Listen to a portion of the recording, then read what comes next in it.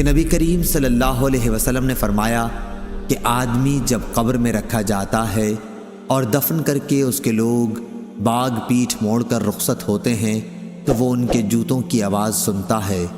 پھر 2 فرشتے آتے ہیں، اسے بٹھاتے ہیں اور پوچھتے ہیں کہ اس شخص محمد رسول اللہ صلی اللہ علیہ وسلم کے متعلق تمہارا کیا اعتقاد ہے؟ وہ جواب دیتا ہے کہ میں گواہی دیتا ہوں کہ وہ اللہ کے بندے اور اس کے رسول ہیں۔ اس جواب پر اس سے کہا جاتا ہے کہ یہ دیکھ جہنم کا اپنا ایک ٹھکانہ، لیکن اللہ تعالیٰ نے جنت میں تیرے لیے ایک مکان اس کے بدلے میں بنا دیا ہے۔ نبی کریم صلی اللہ علیہ وسلم نے فرمایا کہ پھر اس بندہ مومن کو جنت اور جہنم دونوں دکھائی جاتی ہیں، اور رہا کافر یا منافق تو اس کا جواب یہ ہوتا ہے کہ مجھے معلوم نہیں، میں نے لوگوں کو ایک بات کہتے سنا تھا، وہی میں بھی کہتا رہا۔ پھر اس سے کہا جاتا ہے کہ نہ تو نے کچھ سمجھا اور نہ اچھے لوگوں کی پیروی کی۔